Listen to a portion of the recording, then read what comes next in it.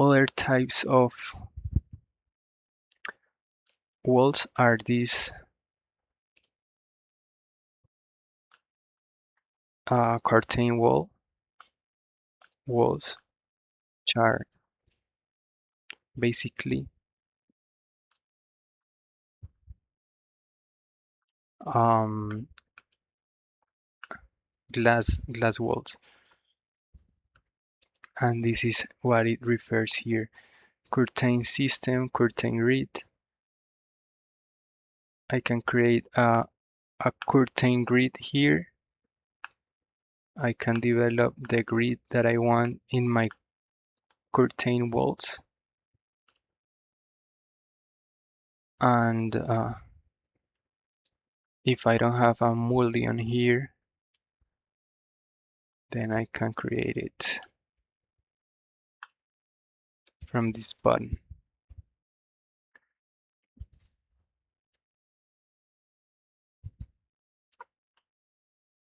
Those are the curtain walls, which are these elements here. Other elements, railings, same because I can change the type. Ramps, which I can select the slope here by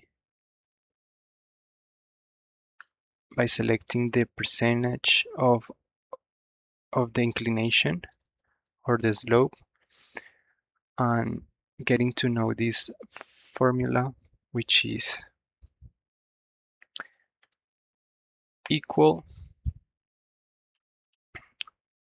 1 divided by the percentage of the slope that you want. For example, 20% for cars, which is 20 times 100. Hit enter and it will give you this number, which is the actual formula for a 20% ramp. And now we will have a ramp with this percentage.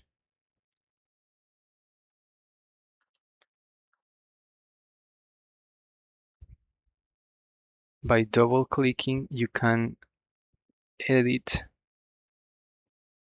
the path of the ramp, as well as the path of the railing, which has to be one single path because you can't create, here it's okay, but you can't create two different lines.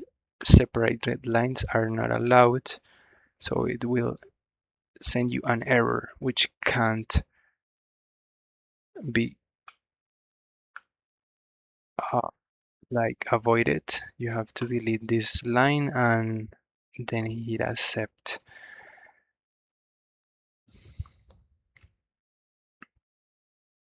Finally, the stairs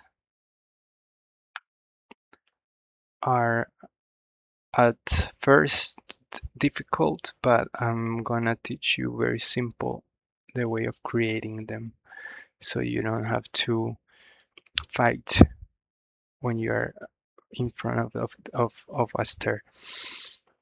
First, you select the base level, which is level 1, and the top level, which is level 2. The desired number of stairs, you can change it here, but prior to creating the stairs.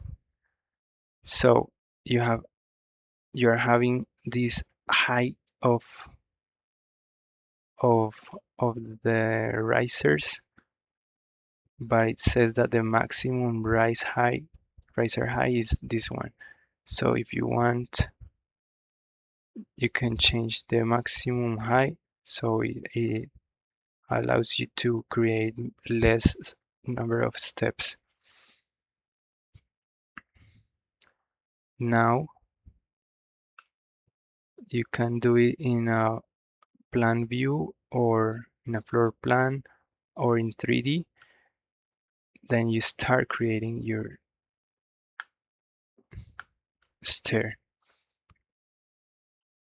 And for you to know, you can create the stair as well by selecting the levels, base level and end level.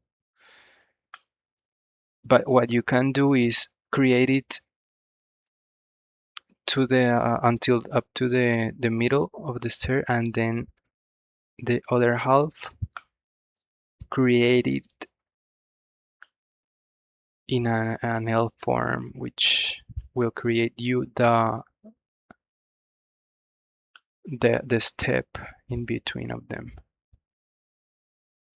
I mean the landing.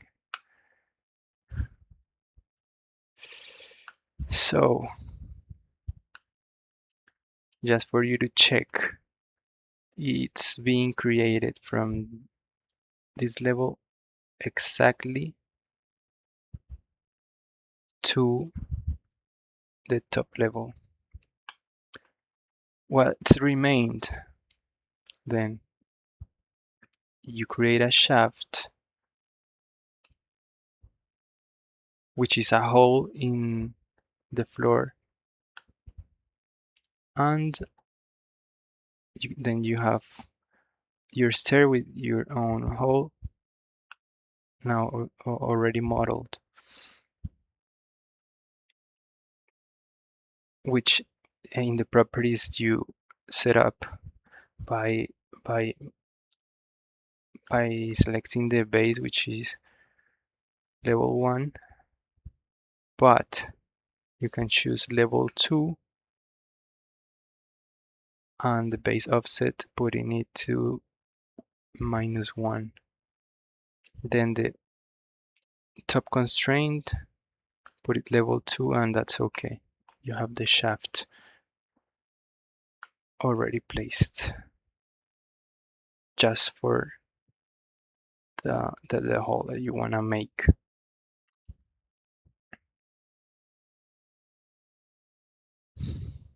Some things or tips for you to know.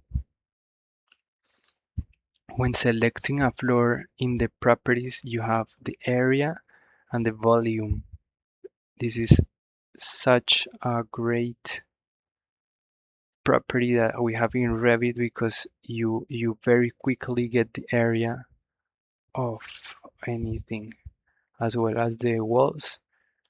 If you get down to here, you will see the length of this wall in a linear way, and the area, which is length times the unconnected height, will give you the area, but it automatically does it.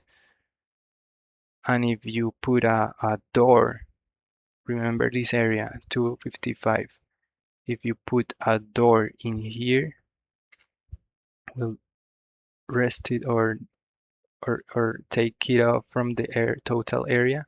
So the area is the actual area of the wall, and you have it always updated.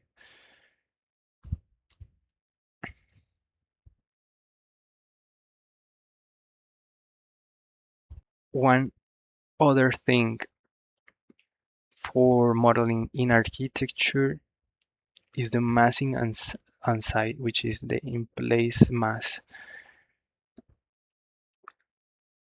which for performs and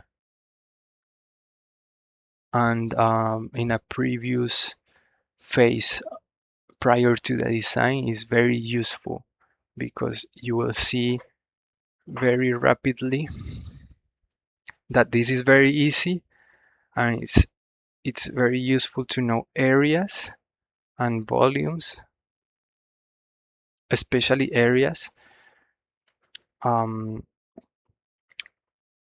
within a specific volume or geometry that you want to give to your building.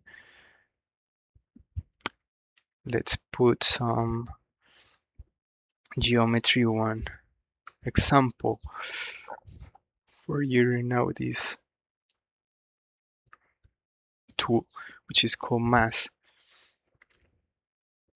So if I create a rectangle here in level 1,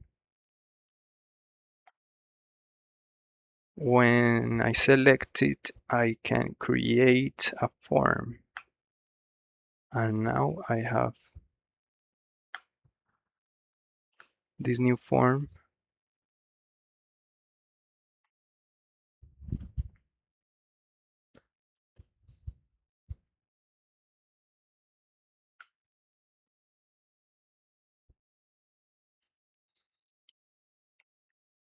And I can create other forms, not just a rectangle. But keep in mind that it has to be closed for you to create the geometry. TR for trim, and select it and create form. Here I have it already. Then what I can do is extend from these pinpoints and create the geometry that I like with the height that I want. And then by clicking mass floors, I can select level 2, level 3, level 4. So I get the floors, but the best part is that you have the area of that floor very fast. But the best of all is that if you select the mass, you get the gross floor area for the whole building, which is 23,000. So very rapidly, you have a restriction that you can only build 15,000. Okay, I can do this geometry. I cannot surpass or I can extend here, but only do 1, 2 stories.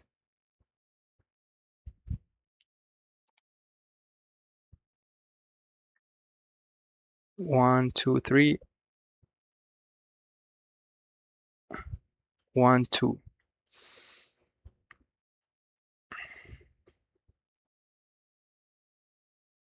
like this.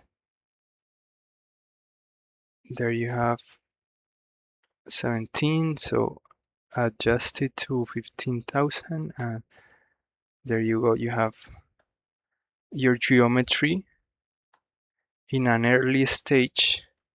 You can build this building before creating any other element, just with a mass. Um, you can create your pro forma for an early phase of the project. Then you start creating the these elements, these architectural elements within the mass. Or in the massing and site type, select floor, and you will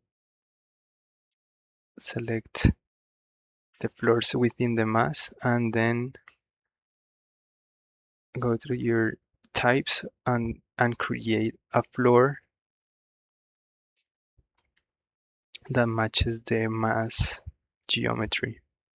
And then you start creating your your whole project from the mass.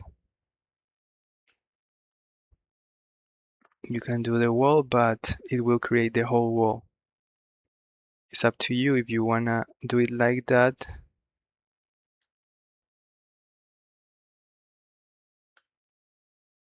or if you wanna keep the score of each level, then you wanna create it in the floor plan number 1. So you extract exactly each quantity or each each footage for each wall or element. So you create it as a regular wall in the floor plans.